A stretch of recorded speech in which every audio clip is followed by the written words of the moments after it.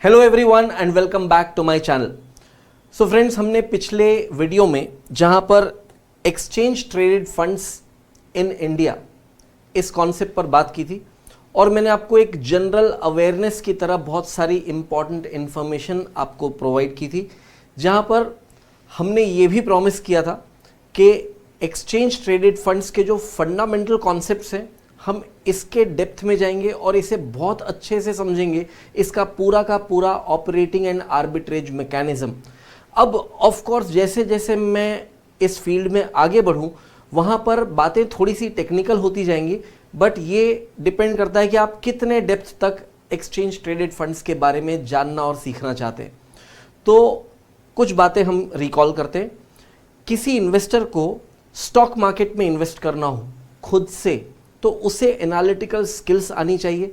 उसे ये मालूम होना चाहिए कि कब कौन सा स्टॉक खरीदा जाए, कब कौन सा स्टॉक बेचा जाए, फंडामेंटल एनालिसिस, टेक्निकल एनालिसिस, और इसके साथ साथ इन्वेस्टर को पोर्टफोलियो को किस तरह मैनेज किया जाता है उसका भी नॉलेज होना चाहिए। अब इतने सारे टेक्निकल एंड फंडामेंटल कॉन्सेप्ट्स और ये सारी स्किल्स हर इन्वेस्टर को होती नहीं है। तो ज़्यादातर इन्वेस्टर्स फिर क्या करते हैं, किसी न किसी बने बनाए फंड में अपने पैसे इन्वेस्ट कर देते हैं, और उसका बहुत सिंपल सा एग्जाम्पल है म्यूचुअल फंड। तो मैंने पिछले वीडियो में आपसे ये पूरा मैटर डिस्कस किया था कि mutual fund generally actively managed funds होते हैं। On the other side exchange traded funds generally index funds होते हैं, यानी कि ये पैसिवली मैनेज फंड्स होते हैं। यहाँ पर किसी दिए हुए इंडेक्स का एक रेप्लिका बनाया जाता है और जस्ट उसी बेसिस पर उसे फॉलो किया जाता है। तो म्यूचुअल फंड के कंपैरिजन में एक्सचेंज ट्रेडेड फंड्स का जो फंड मैनेजमेंट कॉस्ट है वो सब्सटैंशियली कम हो जाता है। अब हमें यहाँ पर ये देखना है कि एक इन्वेस्टर के पास स्टॉक मार्केट में या जनरली फाइनेंशियल मार्केट्स में इन्वेस्ट करने के क्या क्या ऑल्टरनेटिव्स हैं। एक, खुद स्टॉक मार्केट में और बॉन्ड मार्केट में इन्वेस्ट करें अपनी खुद की एनालिसिस लगाते हुए, जो बहुत सारे इन्वेस्टर्स करना चाहते हैं और वो करते भी हैं। दूसरा, म्यूचुअल फंड्स में पैसे इन्वेस्ट करें। और तीसरा, एक्सचेंज ट्रेडेड फंड्स यानी कि किसी पैसिवली मैनेज्ड फंड्स में इन्वेस्ट करें। तो म्यूचुअल फंड्स और एक्सचेंज ट्रेडेड फंड्स दोनों ही एसेट बेस्ड फंड्स हैं, जहां पर एसेट पोर्टफोलियो क्रिएट होता है, बट दोनों में बहुत सारे डिफरेंसेस भी हैं। मैं आपको एक बेसिक डिफरेंस बताना शुरू करूं mutual fund and exchange traded funds के बीच में। देखिए, म्यूचुअल फंड में जो units of mutual fund company issue कर रही है, यानी कि जब किसी इन्वेस्टर को म्यूचुअल फंड में इन्वेस्ट करना है तो वो पैसे जो दे रहा है वो सीधे सीधे म्यूचुअल फंड कंपनी को दे रहा है। और म्यूचुअल फंड कंपनी क्या करती है, उस दिन के प्रिवेलिंग एनएवी पर इन म्यूचुअल फंड यूनिट्स को इशू कर देती है। ये एक ओपन एंडेड स्ट्रक्चर है जहां पर म्यूचुअल फंड कंपनी, जो एक एसेट मैनेजमेंट कंपनी है, वो लगातार बार बार नए यूनिट्स इशू कर रही है और एग्जिस्टिंग यूनिट्स जिसे इन्वेस्टर क्लोज ऑफ करना चाहता है, इन्वेस्टर बेच देना चाहता है, वो उसे इन्वेस्टर से वापस खरीद लेती है, यानी इन यूनिट्स का रिडेम्पशन हो जाता है। तो ये नए यूनिट्स का इशू होना और एग्जिस्टिंग यूनिट्स का रिडेम्पशन ये डेली बेसिस पर चलते ही रहता है। और इन्वेस्टर को कभी भी बाइंग या सेलिंग करने के लिए म्यूचुअल फंड यूनिट्स के नेट एसेट वैल्यू यानी कि एनएवी, बस उसी से मतलब होता है। ऑन दी अदर साइड, जहां हम एक्सचेंज ट्रेडेड फंड्स की बात करें, इस टर्म पर ध्यान दिया जाए, एक्सचेंज ट्रेडेड फंड्स यानी इन फंड्स का जो स्टॉक मार्केट में शेयर्स की तरह एक्सचेंज होता है। In other words, these are actively traded instruments in the stock market. In simple words, जैसे स्टॉक ट्रेडिंग होती है वैसे ही ईटीएफ की ट्रेडिंग होती है। अब बिकॉज ईटीएफ की ट्रेडिंग स्टॉक मार्केट में हो रही तो उसका एक प्राइस डिसाइडेड होगा, और वो प्राइस मोस्टली एनएवी से काफी क्लोज रहता है, और कोशिश ये की जाती है कि उस प्राइस को एनएवी से ज्यादा डिविएट न होने दिया जाए, ज्यादा डिफरेंस न पाया जाए उन दोनों के बीच में। मैं किन दोनों के बीच में बात कर रहा हूं, ईटीएफ के मार्केट प्राइस और उसी ईटीएफ के नेट एसेट वैल्यू के बीच में। हम इन सारे मैटर्स में arbitrage mechanism and operation mechanism पर जब हम पहुंचेंगे, इसे बहुत ज़्यादा डिटेल में थोड़े से टेक्निकल फीचर्स के साथ इसे समझने की कोशिश करेंगे। बट मैंने जैसे बताया कि हम ग्रेजुअली एक एक करके मैटर्स को आगे बढ़ाते हैं। तो एक्सचेंज ट्रेडेड फंड में सबसे पहले हम देखें तो एक्सचेंज ट्रेडेड फंड्स का मीनिंग क्या है। तो ये है तो basically investment funds and these are traded on stock exchanges. तो बहुत बड़ा डिफरेंस जो म्यूचुअल फंड और एक्सचेंज ट्रेडेड फंड्स में देखा जाता है, एक्सचेंज ट्रेडेड फंड्स यूनिट्स या शेयर्स ऑफ ईटीएफ जब एक बार इशू हो गए तो वो स्टॉक मार्केट में एग्जिस्टिंग यूनिट्स बार बार इन्वेस्टर्स बाय एंड सेल करते रहते हैं और इसीलिए उसका एक डिफाइंड मार्केट प्राइस भी होता है। ये बेसिकली हाइब्रिड प्रोडक्ट्स माने जाते हैं। ईटीएफ में आपको कंबाइंड फीचर्स देखने मिलेंगे लिस्टेड स्टॉक्स के और इंडेक्स फंड्स के। लिस्टेड स्टॉक्स का सबसे बड़ा एडवांटेज क्या है, इनकी ट्रेडिंग बड़ी ही कन्वीनियंट है और आपके पास लिक्विडिटी आपके हाथों में, यानी आपने आज कोई शेयर बाय या सेल किया, बड़े कन्वीनियंटली वो बाय सेल हो जाता है, और किसी शेयर को सेल किया आपने तो विद इन 2 डेज आपके अकाउंट में पैसे भी आ जाते हैं। तो ये जो convenience and liquidity stock market की है, इसका पूरा फायदा उठाया जाए। अब ये एक एक स्टॉक में ट्रेड करना ये तो कोई बात नहीं हुई, आपको तो बनाना एक पोर्टफोलियो। अब खुद से पोर्टफोलियो बनाना बड़ा टेढ़ा काम है, तो किसी बने बनाए फंड में आप पैसे इन्वेस्ट करो तो उस फंड के डाइवर्सिफिकेशन एडवांटेज आपको बैठे बैठाए मिल जाए और स्टॉक मार्केट का ट्रेडिंग कन्वीनियंस भी आपको साथ में मिल जाए। इसी कंबाइंड फीचर को आपको देखने मिलेगा ईटीएफ में। ईटीएफ का एक और फीचर कि ये एक डाइवर्सिफाइड पोर्टफोलियो है और यहाँ जब हम डाइवर्सिफाइड पोर्टफोलियो की बात करें तो it is a cluster of assets, it's a group of asset. But सवाल ये उठता है यहाँ पर एसेट्स कौन कौन से होंगे। एसेट्स इक्विटी शेयर्स हो सकते हैं, एसेट्स बॉन्ड्स यानी कि डेट इंस्ट्रूमेंट्स हो सकते हैं, और ये एसेट्स कमोडिटीज यानी कि precious metals like gold and silver भी हो सकते हैं। तो डाइवर्सिफाइड पोर्टफोलियो में ETF could be stock based ETF, debt based ETF या बॉन्ड बेस्ड ईटीएफ या कमोडिटी बेस्ड ईटीएफ। थोड़े एडवांस लेवल पर बात करें तो ईटीएफ में इन सारे एसेट्स का कॉम्बिनेशन भी देखा जा सकता है, यानी एक ही फंड में part of the investment will be made in bonds, part will be made in equity and part will be made in metals और कमोडिटीज। तो फ्रेंड्स यहां पर एक बहुत इंपॉर्टेंट बात और सामने आती है, बिकॉज ईटीएफ के शेयर्स या ईटीएफ के यूनिट्स का स्टॉक मार्केट में रेगुलरली ट्रेडिंग होता है और उसका एक डिफाइंड मार्केट प्राइस होता है। On the other side being a fund, एक फंड होते हुए उसका एक नेट एसेट वैल्यू भी होगा।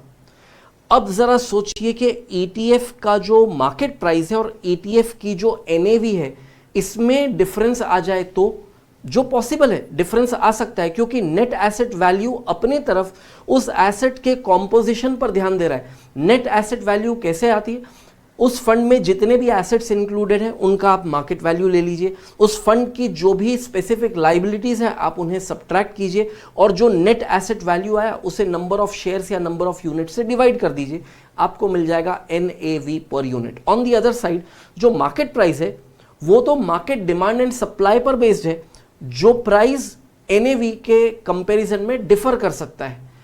अब ये डिफरेंस बहुत ज़्यादा नहीं होना चाहिए, यानी ये डिफरेंस कुछ ज़्यादा हो गया तो लोग आर्बिट्रेज करना शुरू कर देंगे। अब जिन लोगों को आर्बिट्रेज क्या होता है नहीं मालूम तो आप टेंशन मत लीजिए, मैं आर्बिट्रेज मैकेनिज्म पर लेटर स्टेज पर एक अलग वीडियो बना दूंगा जहां पर आर्बिट्रेज क्या होता है और लोग ईटीएफ में आर्बिट्रेज किस तरह कर सकते हैं ये भी मैं समझाऊंगा। बट नो आर्बिट्रेज प्राइसिंग का मतलब होता है एक फेयर प्राइसिंग। तो कोशिश ये की जाती है कि ईटीएफ के मार्केट प्राइस को उसके एनएवी से एकदम क्लोज रखा जाए। तो जो ईटीएफ को ऑपरेट करने वाली एजेंसीज हैं ये खुद ही आर्बिट्रेज मैकेनिज्म यूज करके ईटीएफ के मार्केट प्राइस को उसके एनएवी से काफ़ी क्लोज रखने का एफर्ट और प्रयास करते रहती हैं। तो these ETF they operate with arbitrage mechanism and arbitrage keeps the ETF price close to its NAV. तो फ्रेंड्स इन बातों को यदि आप नोट करना चाहें तो मैं एक बार स्क्रीन पर डिस्प्ले कर देता हूं। ऑलराइट फ्रेंड्स, अब मैटर को हम आगे डिस्कस करें तो ईटीएफ के यूनिट्स या शेयर्स जो स्टॉक मार्केट में शेयर्स की तरह ही जिनकी ट्रेडिंग होती है, इनका लिस्टिंग भी ऑब्वियसली स्टॉक एक्सचेंज में होता है। तो ईटीएफ के यूनिट्स का यानी कि शेयर्स का लिस्टिंग स्टॉक एक्सचेंज में होता है और इनका जो प्राइस है वो उस इंडेक्स को फॉलो करेगा जिस इंडेक्स से ये ईटीएफ लिंक्ड है। बेसिकली एक ETF एक्सचेंज ट्रेडेड फंड किसी न किसी इंडेक्स से लिंक्ड है, तो जैसे ही उस इंडेक्स के प्राइसिंग में मूवमेंट देखा जाएगा, ETF के प्राइसिंग में भी उसी तरह से मूवमेंट होता रहेगा। अब ETF हमारे दोनों ही एडवांटेजेस को लेकर आता है, जो listed stocks and index fund के एडवांटेजेस हैं, और इसके साथ साथ एक इंपॉर्टेंट बात यहां पर और भी, इन्वेस्टर्स को करना क्या है, इन्वेस्टर्स को तो सिर्फ ETF के शेयर्स या ETF के यूनिट्स बाय कर लेने। और ये ETF के शेयर्स या यूनिट्स क्या रिप्रेजेंट करते हैं, ये रिप्रेजेंट करते हैं प्रोपोर्शनेट राइट, किसमें, उन अंडरलाइंग एसेट्स में।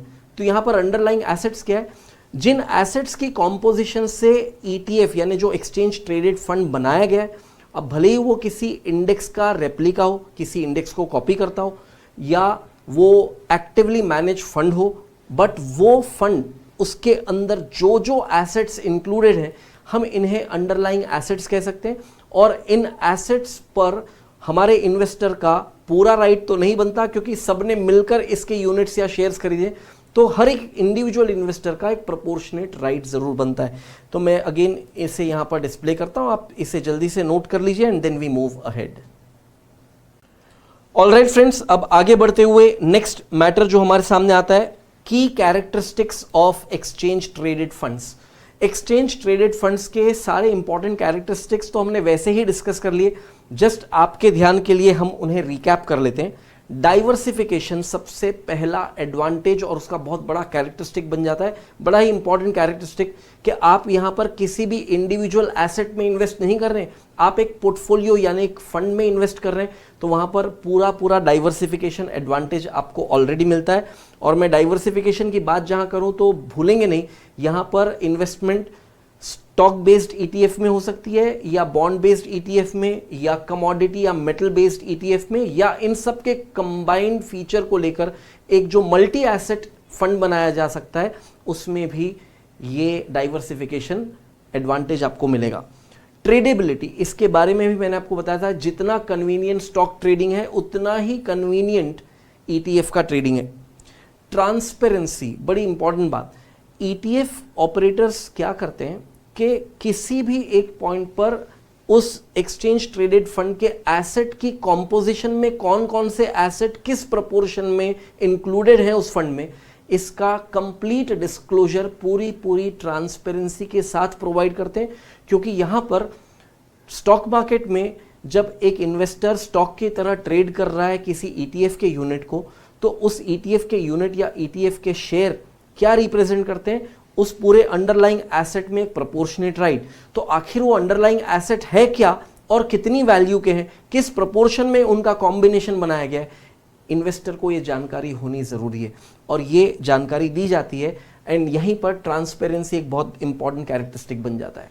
बात करें लो कॉस्ट की, मैंने आपको पहले ही समझा दिया है, मेजॉरिटी ETFs ये पैसिवली मैनेज फंड होते हैं, ये जनरली इंडेक्स फंड होते हैं, जहां पर अलग से कोई एक्सपर्टीज नहीं चाहिए एक फंड को मैनेज किस तरह किया जाए, कोई एनालिटिकल या रिसर्च एक्टिविटीज इन्वॉल्व नहीं होती, जस्ट किसी बने बनाए इंडेक्स को आपको कॉपी करना है। ऑफ कोर्स वहां पर ध्यान जरूर रखना पड़ता है, बट इतना ज्यादा नहीं कि उस फंड को मैनेज करने का कॉस्ट बहुत बढ़ जाए। तो low cost is a very good feature of exchange traded funds. अब मैंने पहले ही डिस्कस किया हुआ है कि यूनिक कॉम्बिनेशन बनाया जाता है किन दो फीचर्स का, स्टॉक्स एंड इंडेक्स फंड्स का। तो this hybrid nature allows ETFs to offer best of both worlds. ये भी मैंने आपको समझा दिया है किस तरह से, एक बार इसे नोट कर लें कि diversification and low cost of index fund, आपको ये एडवांटेज मिलता है इंडेक्स फंड का, and flexibility and liquidity of stocks, ये एडवांटेज मिलता है स्टॉक्स का। तो फ्रेंड्स आप इसे भी नोट कर लीजिए and then I take you ahead. Alright friends, अब इस वीडियो में मुझे जो कुछ भी आपके साथ डिस्कस करना था मैंने मेजरली वो सब कुछ डिस्कस कर दिया है। अब कुछ लोग जो थोड़े से डिटेल्ड अंडरस्टैंडिंग में इंटरेस्टेड हों, उनको कुछ इंपॉर्टेंट मैटर्स मैं नोट करवा दूं, और उनमें कोई भी मैटर कोई नया नहीं है, ये सिर्फ और सिर्फ थोड़ा डिटेल्ड डिस्कशन होगा। तो जो इंटरेस्टेड है वो ज़रूर इस मैटर को नोट कर लें बड़े ध्यान से। यहाँ पर हम अगेन इस यूनिक कॉम्बिनेशन की बात करें तो like stocks ETFs can be bought and sold on stock exchanges throughout the trading day at market prices. They provide intraday liquidity, allowing investors to trade ETFs just like individual stocks. Investors can use various order types, for example, market orders, limit orders, stop loss orders when trading ETFs. Like index funds, many ETFs aim to track performance of a specific index, providing diversified exposure to a broad market or a specific sector. Most ETFs are passively managed, meaning they aim to replicate the performance of an index rather than actively seeking to outperform it. ETFs often have lower expense ratios compared to actively managed funds similar to index funds. Friends, आप इसे note करना चाहें तो note कर लीजिए. Screen पर मैंने जो कुछ भी डिस्प्ले किया हुआ है, यहां पर एक इंपॉर्टेंट फीचर मैं और डिस्कस करना चाहूंगा, जहां पर म्यूचुअल फंड एंड ईटीएफ का एक और डिफरेंस सामने आता है. देखिए, ज्यादातर म्यूचुअल फंड्स जो एक्टिवली मैनेज्ड होते हैं वो क्या करते हैं कि स्टॉक मार्केट इंडेक्स या किसी भी डिफाइंड इंडेक्स को ही चैलेंज करते हैं कि हम भाई उससे भी ज्यादा अच्छी परफॉर्मेंस दिखाएंगे. वो कहेंगे कि भाई चलो निफ्टी आपको क्या रिटर्न दे रहा है, 10%, 12%, हम आपको 15% रिटर्न देंगे. यानी वो किसी इंडेक्स को आउट परफॉर्म करने की कोशिश कर रहा है, जबकि ईटीएफ जनरली किसी इंडेक्स फंड को जस्ट फॉलो करते हैं.